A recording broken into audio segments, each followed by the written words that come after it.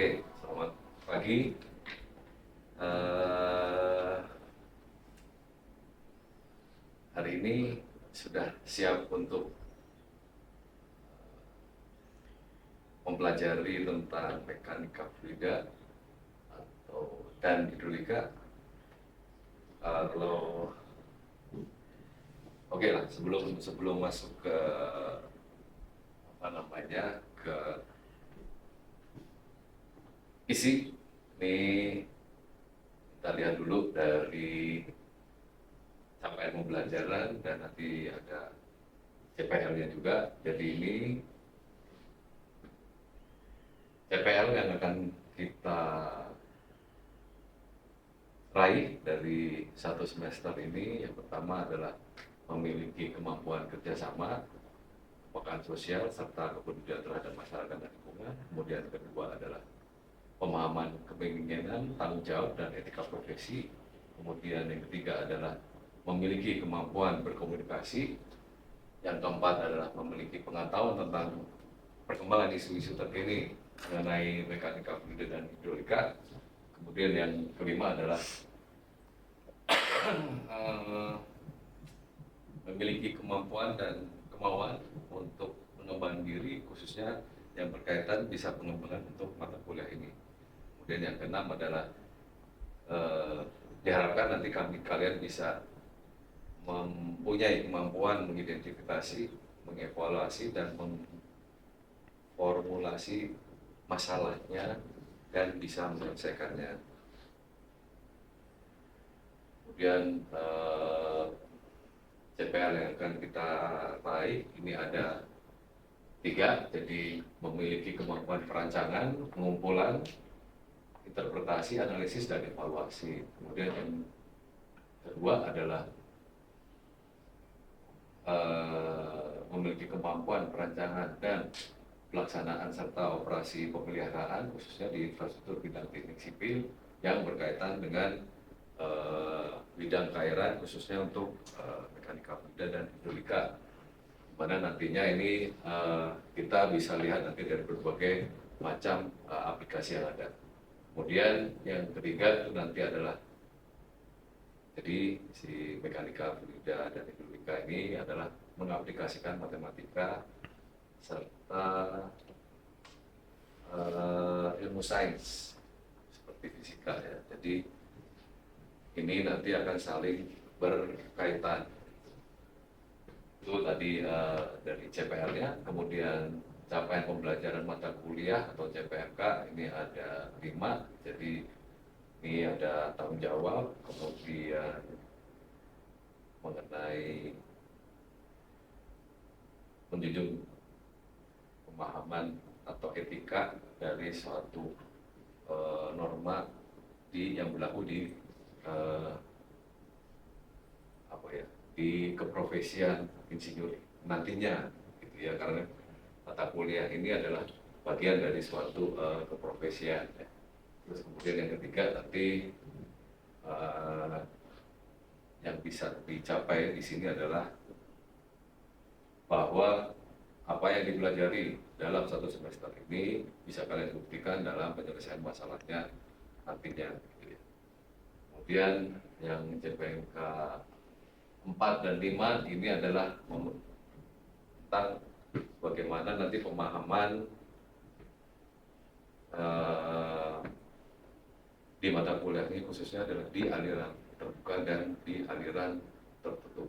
Ya, jadi dua aspek sebenarnya yang nantinya menjadi titik berat pada mata kuliah ini. Jadi kalau kita bicara mekanika fluida, nantinya ada, kalau kita bagi secara umum itu ada 2, jadi aliran terbuka dan aliran tertutup.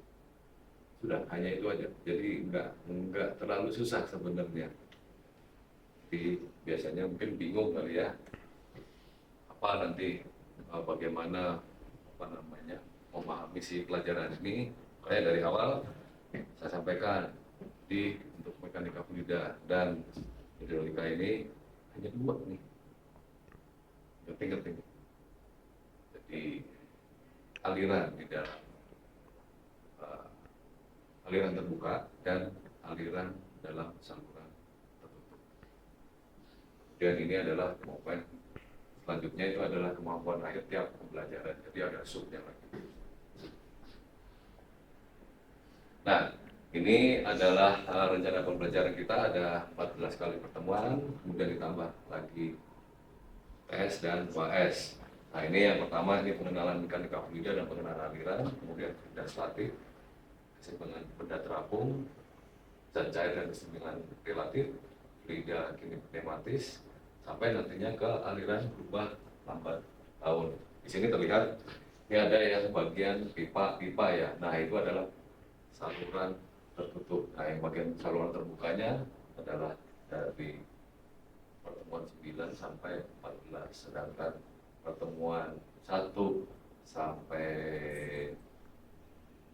6 itu adalah filosofi dasar alirannya. Gitu. Jadi sini ada yang mau ingin ditanyakan nggak ini? Semoga nggak asing nih dari mata pelajaran di mungkin di fisika tingkat 1 ataupun pernah kalian di SMA nih. Ada yang pernah kalian dengar nggak nih? Dari sekian banyak ini. Apa bagian yang mana nih?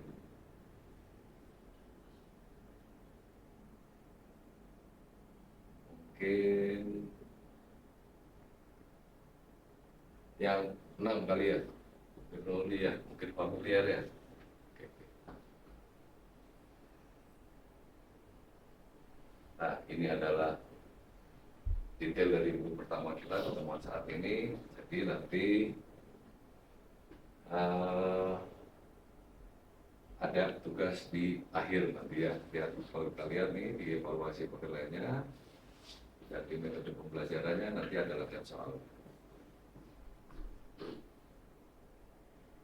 Nah, ini untuk pengenalan mekanika fluida dan pengenalan aliran. Ini kita bahas latar belakang dan beberapa contoh aplikasinya ya nanti di saat ini.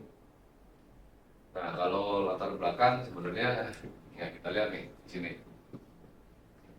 Jadi, kalau saya itu juga nggak hafal ya, makanya saya pointer saja ini di sini. Jadi ini dari 3000 sebelum Masehi. Apa yang bisa kita lihat di situ? Berlayar. Nah, itu memanfaatkan salah satu ilmu-ilmu di fluida ini nih. Karena ada angin ya. Dia berlayar. Kemudian 400 sebelum Masehi ini Aristoteles. Ini pergerakan fluida di atas sebuah plata. Ini agak rumit mungkin kalian ini ya, tapi ini catatannya begini. Yang paling terkenal adalah Archimedes. Itu sebelum Masehi juga nih, 300. Itu tentang buoyancy atau terapung. Nah, kalau tanpa ini nih sebenarnya pengetahuan tentang bagaimana pelayaran mengenai kapal itu kan dimulai di situ ya. Jadi tanpa ini mungkin nggak ada nih kapal sekarang saat ini gitu. Belum yang lain-lain ya. Kemudian ini di tahun 1452 sampai 1519. Nah, ini kalau kalian kenal Da Vinci, Leonardo da Vinci. Nah, yang kalian ingat apa coba? Da Vinci. Film. Atau yang terkenal apa coba?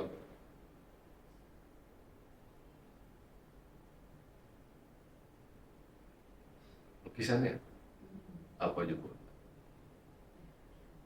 Mona Lisa. Tapi ternyata masuk nih, masih baru tahu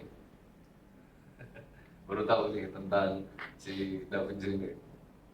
Baru hari ini tahu kali, kok bisa masuk ke bagian fluida, bener ya?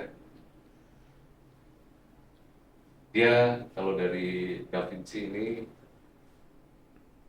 dia yang pertama kali mensketsakan tentang turbulen. Ada gambarnya tuh.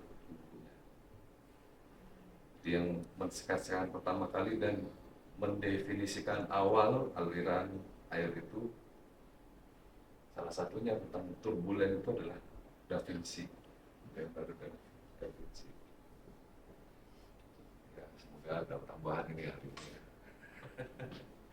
Masih asing masih.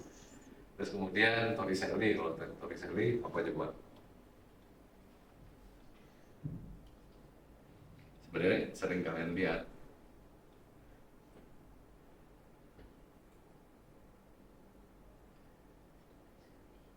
sering minum kopi kalau kita ada acara di sini kan,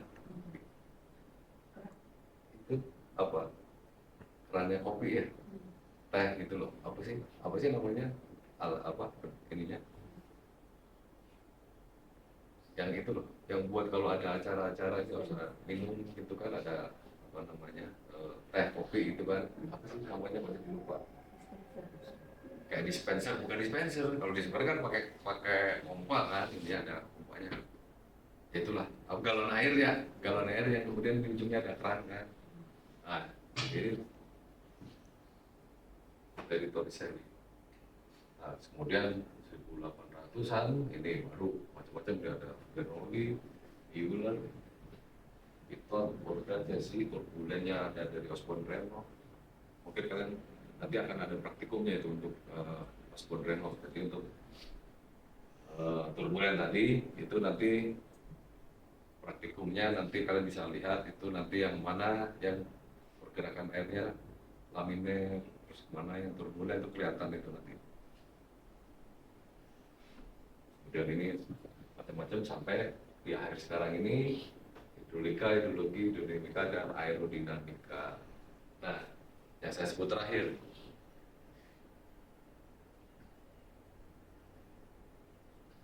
baru ada apa namanya, baru hari ini nih kalian bisa tahu ada aerodinamika. Jadi sebenarnya perkembangan ilmunya nih yang di mekanika fluida ini yang lebih banyak berkembang dulu sebenarnya adalah aerodinamika. Yang paling gampang kalian lihat itu adalah pesawat terbang. Nah, ilmu dari sana nanti banyak yang dianalogikan masuk ke air di sini ya. Jadi mekanik fluida, nanti fluida itu ada macam-macam, ada gas, darah, ada air, terus ada yang bendanya padat juga. Nah ini yang nantinya, makanya ilmunya namanya mekanika fluida ya, fluidanya bermacam-macam. Nah ini nih aerodinamika yang terakhir kan. Jadi jangan aneh kalau ternyata kalian belajar dari mekanika fluida nanti kerjanya gimana coba? Kalau aerodinamika kira-kira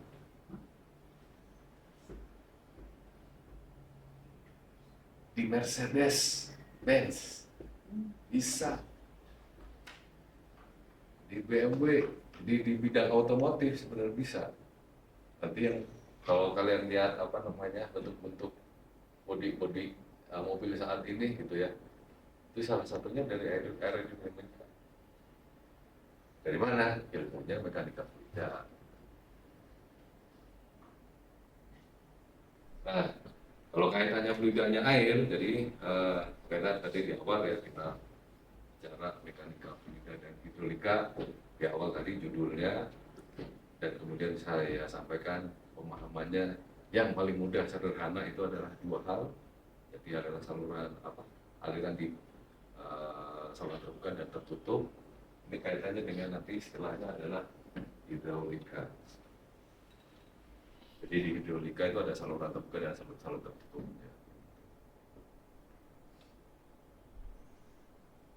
Nah, di sini hidrolika ini adalah ilmu yang mempelajari interaksi fluida dengan media pengalirannya.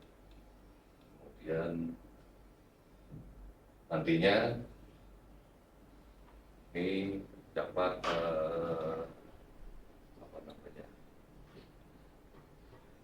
dari mata kuliah ini diharapkan nanti kalian mahasiswa nanti kalau udah lulus ya bisa merencanakan desain bangunan infrastruktur keairan. Banyak ini contohnya. Ini kalau yang di slide ini ada dam atau bendungan, kemudian bendung, beda ya bendungan sama bendung, kemudian ada drainase, kemudian ada sungainya, kemudian pipa, distribusi pipa, dan lain-lain. Nah, dari infrastruktur air ini, ada yang belum pernah kalian dengar?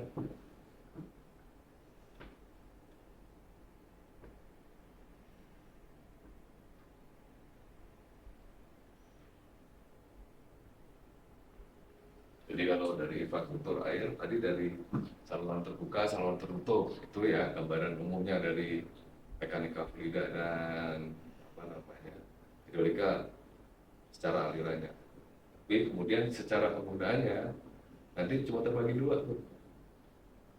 Bagaimana kita membagikan air dan bagaimana kita menerima air.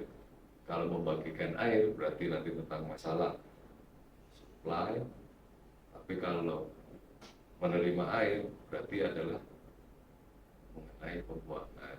Nah, pembuangan berarti kaitannya dengan drainase. Jadi cuma dua tuh.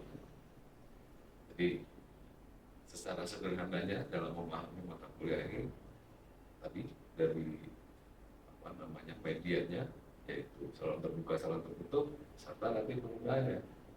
Yang paling gampang ada dua hal, supply dan drain. Supply memberikan, drain adalah menerima. Kalau yang supply, bangunan-bangunannya ada dam atau reservoir atau bendungan, kemudian ada bendung, kemudian ada intake air atau pengambilan air. Nah, pengambilan air ini kalau di perkotaan apa cuma kira-kira kalau tentang jaringan distribusi air ini? PDAM ya. Jadi bahwa air yang diterima di kita sehari-hari itu adalah salah satu fungsi infrastruktur bangunan air yang bersifatnya adalah memberikan atau supply, pemberian air. Ada lagi yang pemberian air apa coba?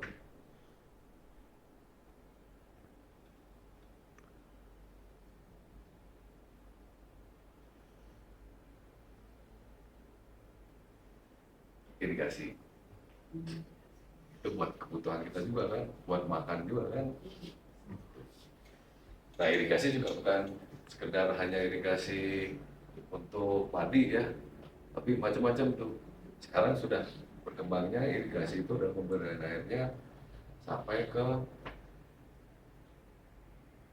makanan pokok yang buah-buahan. Jadi lebih ke ada irigasi striker atau pakai pipa kecil-kecil dengan memanfaatkan sesedikit mungkin air supaya tidak terlalu boros ya airnya.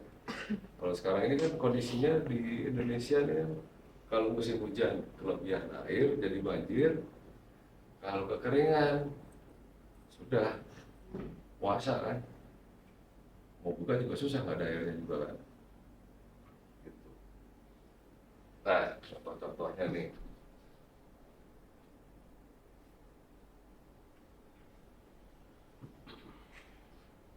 nanti ya dari kuliahnya.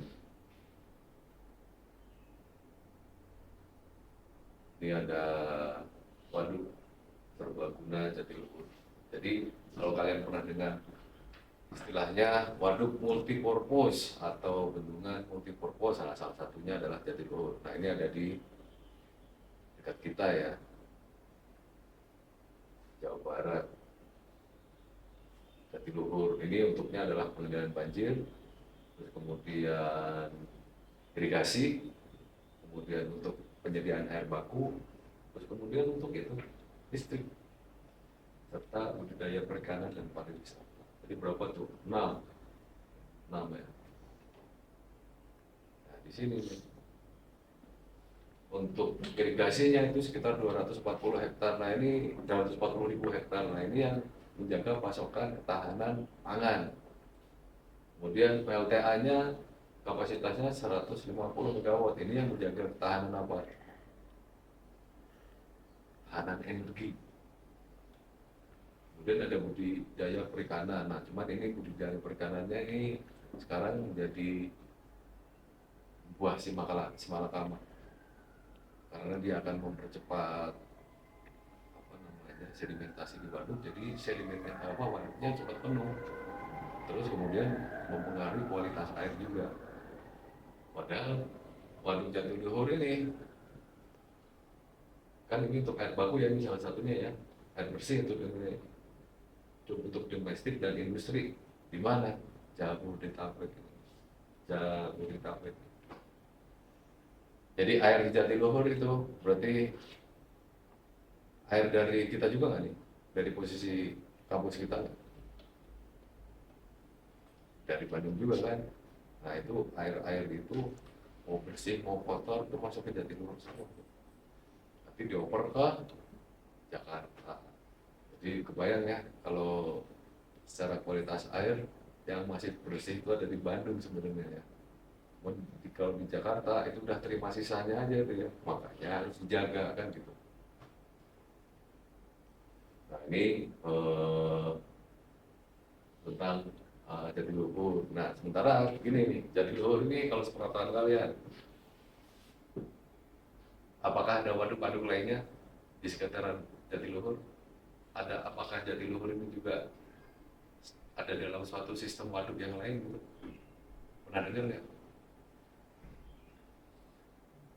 Waduk bertangga, kasket, bendungan kasket. Jadi Jatiluhur itu adalah posisi paling akhir dalam satu rangkaian waduk di Das Citarum ini. Jadi ini Jatiluhur ini ada di daerah Sungai Citarum ya, yang ada di situ Cisanti paling hulunya sampai di Muara Gembong di paling akhirnya, yang kemudian nanti bisa dialirkan ke Jakarta. Jadi tengah-tengah ya, dia dipotong ke Jakarta. Di waduk pertamanya adalah sebenarnya yang paling tinggi mana? Di perumahan yang di sebelum Pastor masuk itu yang di Padang apa namanya? KBP ya, Kota Baru Parahyangan. Itu ada waduk Saguling. Dari waduk Saguling turun airnya ke waduk Cirata. Dari Cirata turun ke Jatiluhur. Nah dari Jatiluhur itu baru. Nah itu nanti banyak itu aspek hidrolika, mekanika fluidanya itu nanti mulai dari yang Saguling itu. Nah, dan itu paling mudah bisa dilihat tuh waduk itu yang gede itu ya, di Jalan Saguling itu. Karena memang di pinggirannya Kota Baru Priangan dan di KBB ya, Kabupaten Bandung Barat itu kita bisa lewat tengah-tengahnya tuh di mana di Saguling itu. Kalian bisa lihat tuh di situ. Dan itu ada ininya juga nih, ada PLTA-nya juga walaupun nggak sebesar yang Jatiluhur. Kemudian ada budidaya perikanan yang saat ini jadi Bermasalahnya apa? Karena kualitas airnya buruk, makanya banyak eceng gondok. Nah, kalau udah ada eceng gondok secara ekologi nanti nggak sehat. Jadi mempengaruhi ekologi semuanya itu nanti secara sistem. Dan akhirnya pariwisatanya nanti sebenarnya udah adul. Secara peta di sini nih. Ini waduk Jatiluhur, di Cirata, atas lagi di sini nih adalah waduk Saguling. Nah ini dari Jatiluhur ini dia keluarnya di posisi ini. Nah di tengah-tengah itu dia nanti dipecah nanti ke sini, yang masuk ke Jakarta, namanya Tarum Barat tuh, saluran barat. Ada yang asli Jakarta? Ada. Nah yang Jakarta itu biasanya kalau ada yang pernah dengar Kalimalang. Nah itu di pinggir Kalimalang itu tuh, Jalan Kalimalang, itu ada saluran, itu bukan saluran drainase, bukan sungai juga, tapi saluran supply. Yang kadang-kadang salah kaprah ya. Jadi si saluran Tarum Barat ini dijadikan pembuangan, padahal sebenarnya dia supply. Jadi Artinya nanti kalau dari sini nanti dari mata kuliah mekanika fluida dan hidrolika nanti cabangnya banyak tuh. Kalau kalian lihat kurikulumnya nanti ada kuliah irigasi, ada kuliah drainase, terus nanti kuliah apa lagi ya? Itu yang paling utama. Tadi kan pembedaannya tadi kan di awal saya bilang ada untuk yang memberi dan ada yang menerima ya, ada supply dan drain. Nah itu turunannya ke situ. Dari situ nanti banyak lagi. Makanya ini adalah mata kuliah dasar yang harus diberikan. Makanya kalian harus paham. Ini akan menjadi basic dari mata kuliah berikutnya. Jadi kalau ini dalam bentuk udaranya untuk jadi luhur ya, ada bangunan pelimpah di bagian airnya, bangunan pelimpahnya adalah berupa bulat. Jadi air kalau udah naik, dia masuk lagi sini. Nah, situ nanti turbinya di bawah, 100 meter di bawah, untuk menghasilkan listrik kan. Jadi ada pompa dan turbin gitu. Turbinnya adalah untuk menghasilkan energi listrik. Jadi 100 meter ke bawah. Jadi kalau dia naik muka airnya naik, dia pasti akan keluarnya masuk ke sini. Tidak keluar dari sini ya. Nah ini kan bangunan tubuh bendungnya. Makanya ini di bendungnya di sini setinggi. Nanti airnya dimanfaatkannya di sini. Jadi ada dari sini terus kemudian ada juga nanti dari sini keluarnya di sini. Nah, dari sini nanti jadi air baku gitu ya. Oleh karenanya kualitas airnya memang perlu dijaga nih. Dari yang masuk di sini, kemudian yang keluar ke sana ya harus dijaga. Dan jadi karena luas, ini bisa jadi tempat daerah wisata bagi seluruh area area basahnya waduk ini atau bendungan ini. 3 tahun terakhir kan ada triathlon tuh ya, kayak maraton gitu ya, 3 cabang gitu kan di Jatiluhur.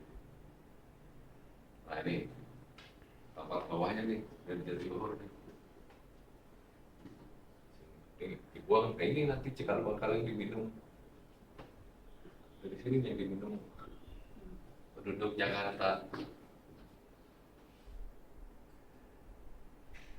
Nah, ini adalah bentuk gambar teknisnya ya, cukup tahu aja nih kalian. Mungkin di semester kemarin sudah belajar gambar teknik kan ini sebelumnya. Ini tentang ya. Jadi ini gambar teknik tentang bendungannya, kemudian ini isi dalaman turbinnya ya, dan pelimpahnya. Nah, kemudian ini nanti diteruskan bendung ke bawah nih. Salah satu juga nih, salah satu mekanika fluida ini dari Jatiluhur masuk ke sini, nanti ada yang ditarik ke sana. Nah ini ditarik ke Tarum Barat yang nantinya sampai ke Jakarta. Ini nih untuk mengakhiri di daerah Karawang Bekasi.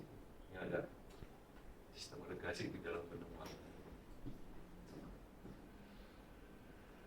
Nah ini instalasi dalamnya ya, macam-macam nanti ada kolam olah, ada tempat operasi pintunya.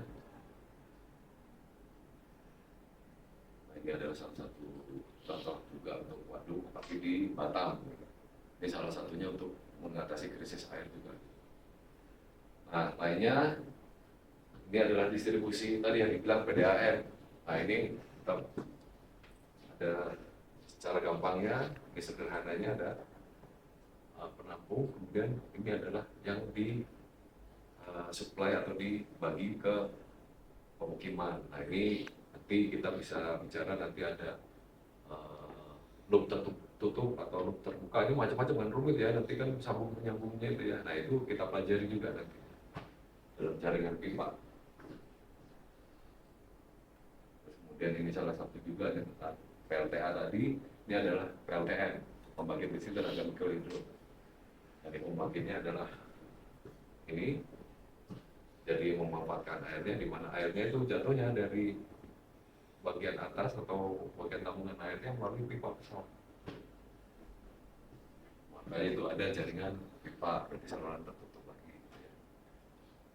Irigasi ini sprinkler ini juga distribusi airnya pakai pipa gitu ya.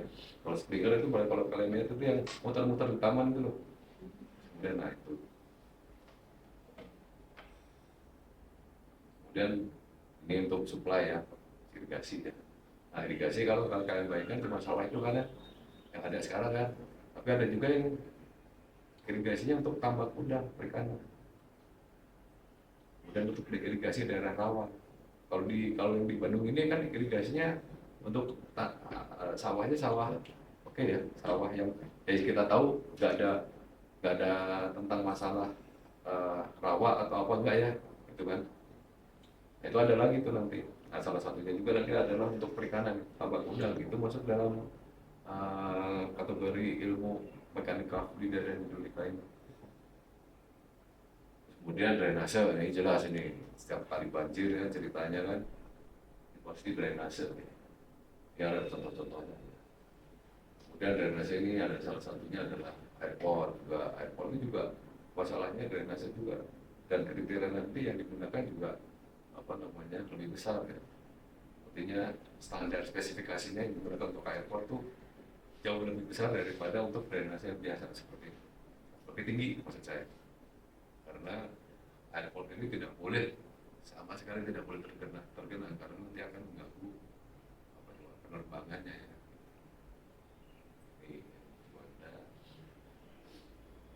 Kemudian tentang masalah mekanika fluido juga ini ada untuk menanggulangi masalah abrasi dan erosi di pantai juga. Ini kebetulan kalau ini produk ITB ini ya, Ejeng, produk dari ITB partainya Pak Sabil dan Pak Tua Teman. Ini untuk pada Naire Airport untuk dasarnya ini ITB yang mendesain.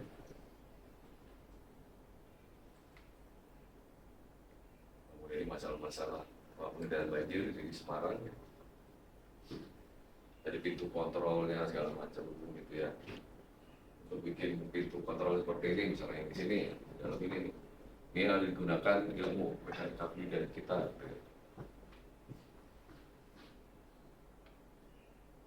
Kemudian masalah drainase, nah kemudian jembatan ini juga mempunyai problem. Kalian kalau desain jembatan, saya yakin mungkin ada yang desain bangunan perlintasan, mungkin jalan tol, ada bangunan perlintasan.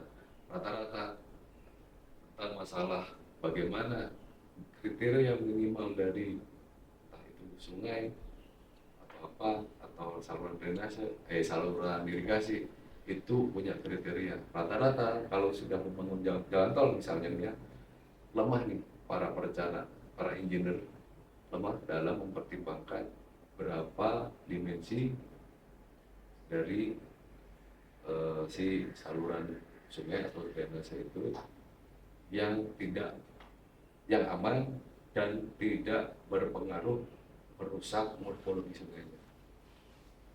Rata-rata lupa nih. Yang ada nanti ini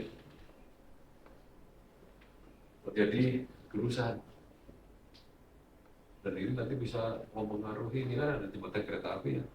Nah, kalau tergerus begini bahaya buat bangunan perlintasan ini, bangunan jembatan terutama, apalagi yang bentuknya masih begini. Dan sebenarnya ini bentuk masih seperti itu dihindari nanti. Kalau kalian nanti udah ambil mata kuliah ini harus kemudian belajar tentang perencanaan jembatan, itu dipelajari menghindari. Jadi kalau dalam sini ini sebenarnya menghindari bangunan-bangunan masif. Yang diperlukan sebenarnya adalah file bangunan-bangunan dengan bangunan yang menggunakan file group, tidak direkomendasikan untuk yang bentuk masif seperti itu. Jadi dan terjadi ada sedimentasi segala macam ya. Dan nanti jembatannya apa namanya kapasitasnya berkurang gitu. Padahal kapasitas jembatan minimal kalau yang istilah suatu periode ulang ini kan minimal ini 50 tahun kan rencanaannya. Tapi karena ada sedimentasi seperti ini akhirnya berkurang dan ini akhirnya akan merusak jembatan dan menyebabkan banjir atau genangan di situ. Rusaknya kenapa? Kadang-kadang ini karena daerah aliran sungainya rusak. Sampai di sini yang ada bukan air, apa coba? Batu, aliran debris. Makanya kalau sering yang terjadi di Garut, terus kemudian kemarin yang lagi ada bencana-bencana itu kan alirannya tidak murni air, tapi ada campurannya, dan itu tergolong dinamakan aliran debris. Nah, ini kemudian tentang contoh bagaimana aliran air laminar dan turbulen. Nah ini turbulen, ada buih-buihnya. Dan berbuih seperti itu ternyata ada penjelasannya. Berbuih itu sebenarnya sehat karena dia melepaskan kotoran, melepaskan CO2 sebenarnya. Dan di situ tempat berkumpulnya ikan. Kalau dari pandangan ini ya, ikan kapulidanya, oh turbulen itu seperti itu tuh, aliran yang sangat dinamis, yang sangat apa ya, kacau gitu ya. Kalau laminar dia lebih teratur. Dan ini untuk aplikasi lainnya adalah untuk kesehatan ini. Jadi apa namanya, bikin selang pipet apa namanya infus itu juga menggunakan kaidah mekanika fluida. Untuk aplikasi kesehatan, nah ini tadi apa namanya, di sempat saya singgung dengan masalah infus ya, di situ bisa tuh. Jadi mekanika fluida ada salah satunya aplikasinya untuk di kesehatan. Ini untuk di perkapalan, tadi di awal ini sudah singgung mengenai buoyancy atau mengapung ya, keterapung benda gitu. Nah ini salah satu aplikasi juga atau penerapannya di dalam pengairan irigasi tadi ya. Nah ini di konstruksi bendung. Nah ini kalau kita lihat ini ada istilah ini yang warna biru, hijau dan kuning. Ini adalah muka air. Ini yang selalu diperhitungkan dalam perencanaan. Kalau air seperti ini kita lihat ada turbulen di sini, kolam-kolamnya di sini, kemudian dia baru nanti dia menjadi seragam lagi di setelah hilirnya. Nah ini yang jadi turbulen di kolam-kolam.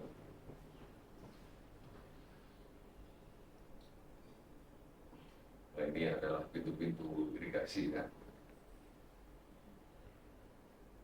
Nah kalau untuk di bidang kalau di struktur infrastrukturnya adalah gedung, ini kaitannya nanti dengan sistem distribusi pembagian air di gedung.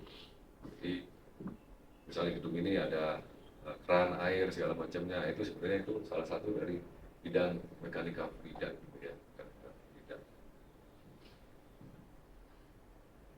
Nah ini tadi sudah saya sampaikan secara umum. Yang akan kita pelajari di mata kuliah ini ada dua hal besar, yaitu aliran saluran terbuka dan aliran saluran tertutup.